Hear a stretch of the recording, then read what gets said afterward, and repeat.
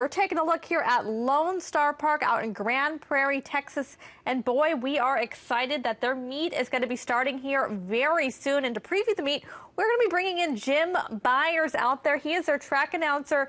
Jim, great to have you aboard to preview your meet out there at Lone Star Park, which is going to be beginning here in just a couple days. And we want to get to know you, though, a little bit. We know about you and all you've done at Lone Star, but I was kind of surprised when I was looking you up that we saw you began your career out here in California at Hollywood Park.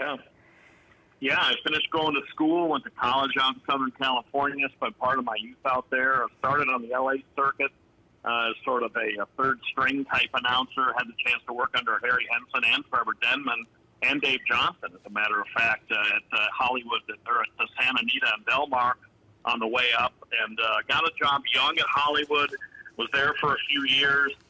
Things were, a little bit uncertain there in the late 80s. Left, wound up at Remington for 11 years, and then tried some other forms of sportscasting, first baseball, then hockey, and have really been blessed since the early 80s to have been able to do a lot of different sports. And, I've seen some great racing over the years. Very happy to be back here at Lone Star Park now, starting my third year. And it looks like the latter part of my career is going to be where it started, which was in racing, which is just great. And looking forward to this Lone Star meet. I was able to fill in a little bit at Sam Houston and Oakland earlier this year, so I'm coming in with a little bit of foundation behind me. I'm not quite as coming in off workouts alone as normally you would be after a bit of a layoff.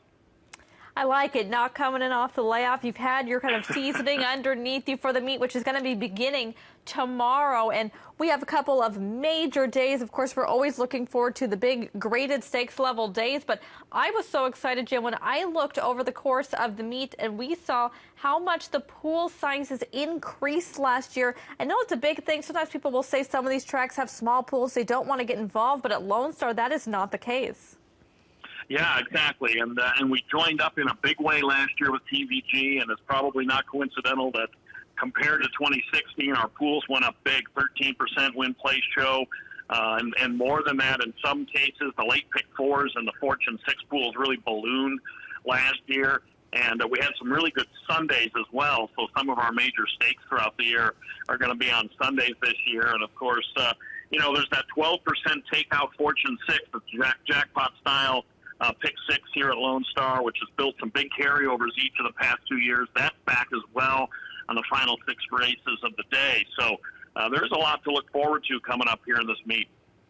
Well, and a lot that I'm excited about as well is we are going to be having your feed this year in high definition. I'm somebody who always likes to look at the horses and their physicality when they're heading to the gate, so it's a big deal to me to have you guys in high def. But we're taking a look at some of the major race days of the meeting here at Lone Star. Several of these are going to be offering guaranteed late pick 4 pools, but one of the biggest ones of them all is going to be Steve Sexton Mile Day, Sunday, May 6th. And I'll tell you what, Jim, it looks like you're already getting a really strong group of horses who are looking to be pointing towards this race in May. No doubt. The noms close coming up on Saturday, but we believe that Gervin, who, of course, had that unbelievable win in the Betfair.com Haskell last year by such a short nose, pointing for that race coming up here on the day after the Kentucky Derby, and also Dalmore, who's a graded winner and won the Affirmed out in Southern California a couple of years ago. And Bob Baffert last year came in here, won the Steve Sexton Mile, the inaugural running under that name with more spirit, and then came in and won the Lone Star Park Handicap, which is another grade 3, sort of a companion race, a follow-up to the Steve Sexton Mile with Dancing Candy. So he's got some horses, Dabster and Dr. Door and Looky Loo, that they're considering for this as well, and they're all SoCal-based. So, and plus there's a variety of more Midwestern-based conditioners pointing horses for that one, too. So could be a really good renewal of the Sexton Mile coming up on May 6th, but always nice to honor an executive who had such an impact in the sport, especially around here. Most definitely. That's me coming up on May 6th, $200,000 on the line.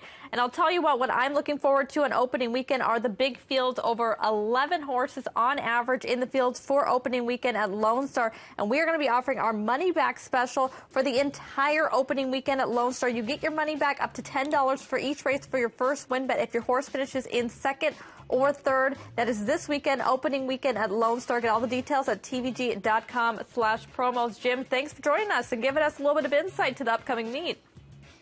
Always a pleasure. Thanks for having me.